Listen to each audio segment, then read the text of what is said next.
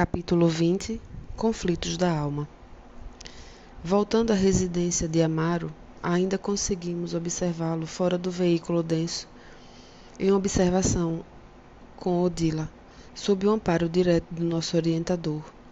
A primeira esposa do ferroviário, identificando o marido, provavelmente com o auxílio de Clarencio, abandonara Zulmira por instantes e ajoelhara-se aos pés, rogando o súplice. Amaro, expulsa. Corre com essa mulher de nossa casa. Ela furtou a nossa paz, matou nosso filho, prejudica a Evelina e transforma-te. Apontando a enferma com terrível olhar, acentuava. Por que retém semelhante intrusa? O interpelado, muito triste, esforçava-se por dirigir a atenção no rumo de nosso instrutor, mas talvez torturado pelo reencontro com a primeira mulher, mal-humorada e enfurecida, perdera a serenidade que lhe caracterizava habitualmente o semblante. Enquanto, junto de nós, versando os problemas de ordem moral que lhe absorviam a mente, sustentara a calma invejável. Com aristocrática penetração nos problemas da vida.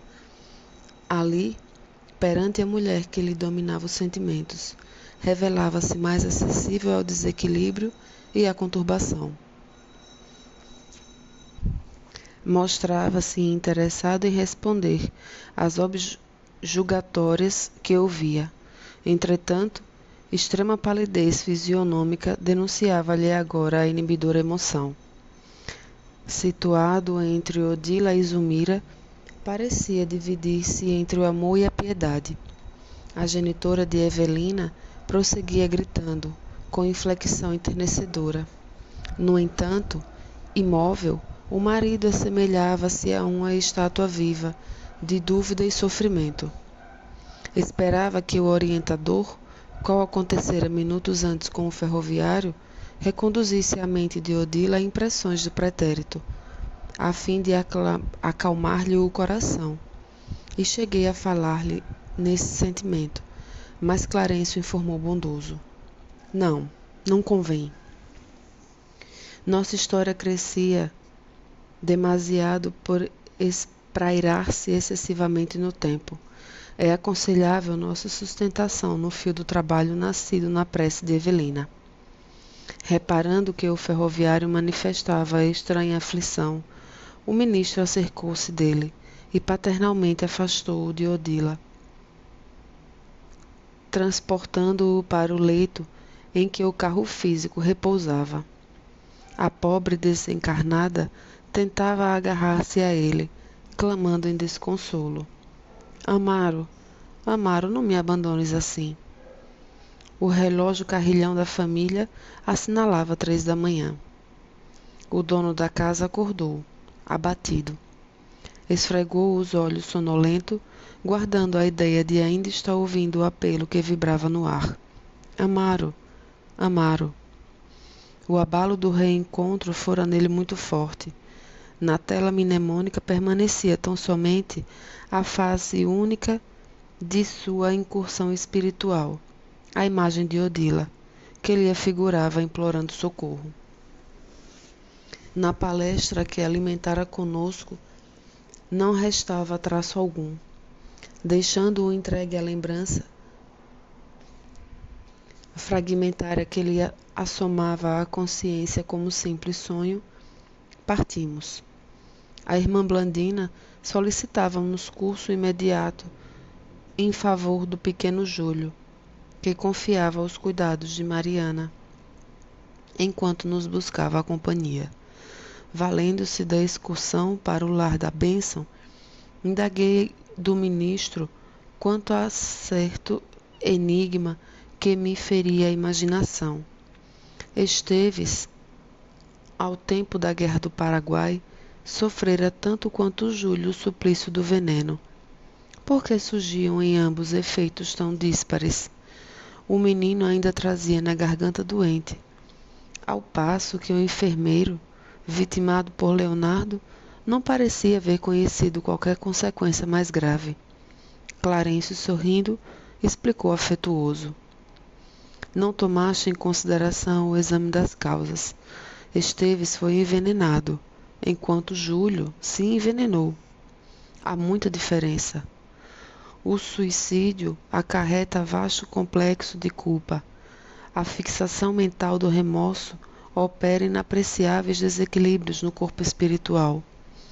O mal como se instala nos recessos da consciência que o arquiteta e concretiza. Vimos Leonardo Pires com a imagem de Esteves atormentando-lhe a imaginação e observamos Júlio, enfermo até agora, em consequência de erros deliberados aos quais se entregou há quase 80 anos. O pensamento que desencadeia o mal cercaceara-se nos resultados dele, porque sofre fatalmente os choques do retorno no veículo que se manifesta. E, à frente das silenciosas reflexões que me absorviam, acrescentou: é natural que seja assim. Atingiríamos a grandiosa residência de Blandina. Entramos. O choro de Júlio infundia compaixão. Após saudarmos a devota Mariana, que o assistia com desvelo maternal, o ministro examinou-o e notificou à irmã Blandina, algo inquieta. Estejamos tranquilos. Espero conduzi-lo à encarnação em breves dias. Sim, essa providência não deve tardar, considerou nossa amiga atenciosa, assinalando-nos de certa curiosidade, uma vez que também percebia Hilário interessado em adquirir informações e conhecimentos a respeito dos problemas que anotavam de perto. O instrutor convidou-nos a observar a infortunada criança, comunicando: como não desconhecem, o nosso corpo de matéria rarefeita está intimamente regido por 7 centros de força, que se conjugam nas ramificações do plexo e que, vibrando em sintonia uns com os outros ao influxo do poder diretriz da mente, estabelecem para nosso uso um veículo de células elétricas que podem definir como um campo eletromagnético, no qual o pensamento vibra em circuito fechado. Nossa posição mental determina o peso específico de nosso envoltório espiritual e, consequentemente, o habitat que lhe compete. Mero problema de padrão vibratório. Cada qual de nós respira em determinado tipo de onda. Quanto mais primitiva se revela a condição da mente, mais fraco é o influxo vibratório do pensamento, induzindo a compulsória aglutinação do ser nas regiões da consciência vibratória ou torturada, onde se reúnem as vidas inferiores que lhes são afins. O crescimento do influxo mental no veículo eletromagnético em que nos movemos, após abandonar o corpo terrestre, está na medida da experiência adquirida e arquivada em nosso próprio espírito. Atentos a semelhante realidade, é fácil compreender que sublimamos ou desequilibramos o delicado agente de nossa manifestação conforme o tipo de pensamento que flui da vida íntima. Quanto mais nos avizinhamos da esfera animal, maior é a condensação obscurecente de nossa organização, e quanto mais nos elevamos ao preço de esforço próprio, no rumo das gloriosas construções do espírito, maior é a sutileza do nosso envoltório, que passa a combinar-se facilmente com a beleza, com a harmonia e com a luz reinantes na criação divina. Ouvíamos as preciosas explicações enlevados, mas Clarencio, reparando que não nos cabia fugir do quadro ambiente, voltou-se para a garganta enferma de Júlio e continuou: não nos afastemos das observações práticas para estudar com clareza os conflitos da alma.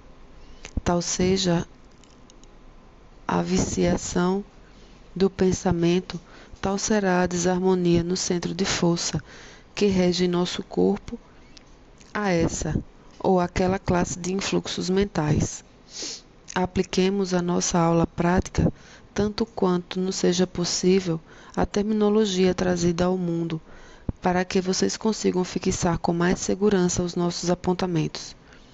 Analisando a fisiologia do perispírito, classifiquemos os seus centros de força, aproveitando a lembrança das regiões mais importantes do corpo terrestre.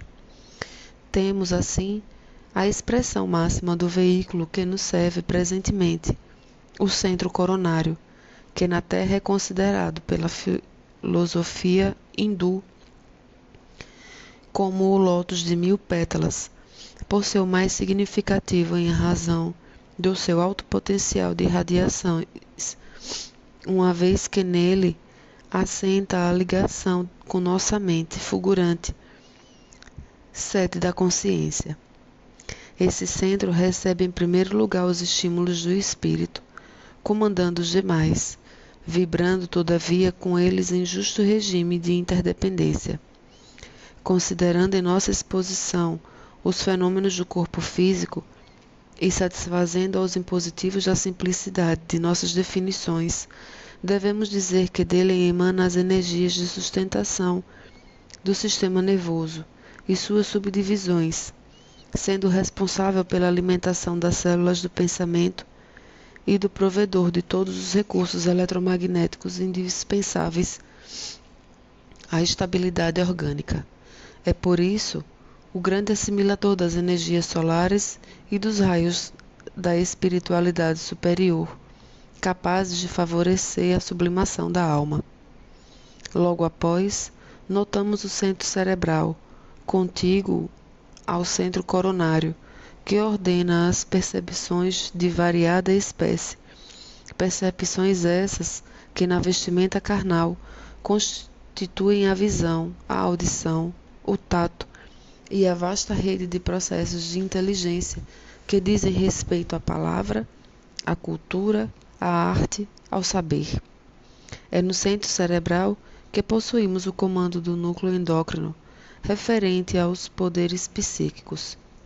Em seguida, temos o centro laríngeo, que prescinde aos fenômenos vocais, inclusive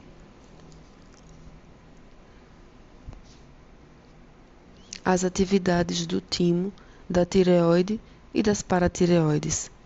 Logo após, identificamos o centro cardíaco, que sustenta os serviços da emoção e do equilíbrio geral. Prosseguindo em nossas observações, analisamos o centro esplênico, que no corpo denso está sediado no baço, regulando a distribuição e a circulação adequada dos recursos vitais em todos os escaninhos do veículo de que nos servimos. Continuando, identificamos o centro gástrico, que se responsabiliza pela penetração de alimentos e fluidos em nossa organização. E, por fim, temos o centro genésico, que se localiza no santuário do sexo, como templo moderador de formas e estímulos. O instrutor fez pequena pausa de repouso e prosseguiu. Não podemos olvidar, porém, que o nosso veículo sutil, tanto quanto o corpo de carne, é criação mental no caminho evolutivo, tecido com recursos tomados transitoriamente por nós mesmos aos celeiros do universo, vaso que nos une e utilizamos para ambientar em nossa individualidade eterna a luz divina da sublimação, com que nos cabe demandar as esferas do espírito puro. Tudo é trabalho da mente, e no espaço e no tempo, a valer-se de milhares de formas, a fim de purificar-se e santificar-se para a glória divina. Clarencio afagou a garganta doente do menino, dando-nos a ideia de que nela fixava o objeto de nossas lições, e aduziu: quando a nossa mente, por atos contrários à lei divina, prejudica a harmonia de qualquer um desses fulcros de força de nossa alma, naturalmente se escraviza aos efeitos da ação desequilibrante, obrigando-se ao trabalho de reajuste. No caso de Júlio, observamo-lo como autor da perturbação do centro laríngeo, alteração que se expressa por enfermidade ou desequilíbrio, a acompanhá-lo fatalmente a reencarnação. E como sanará ele semelhante deficiência? Perguntei, edificado com os esclarecimentos ouvidos. Com a serenidade invejável de sempre, o ministro ponderou. Nosso Júlio, de atenção encadeada à dor da garganta, constrangido a pensar nela e padecendo-a, recuperar-se-á mentalmente para retificar o tônus vibratório do centro laríngeo, restabelecendo-lhe a normalidade em seu próprio favor. E, de certo, para agravar com mais segurança, a elucidação concluiu. Júlio renascerá num equipamento fisiológico deficitário que, de algum modo, lhe retardará a região lesada a que nos reportamos. Sofrerá intensamente do órgão vocal, que, sem dúvida, se caracterizar por fraca resistência aos assaltos microbianos, e, em virtude de nosso amigo, haverá menosprezado a bênção do corpo físico. Será defrontado por lutas terríveis, na qual aprenderá a valorizá-lo. Em seguida, porém, um instrutor desdobrou várias operações magnéticas em benefício do pequeno enfermo, que se mantinha calmo, e com os agradecimentos das duas solícitas irmãs que nos ouviam atentamente, despedimos-nos de retorno ao nosso domicílio espiritual.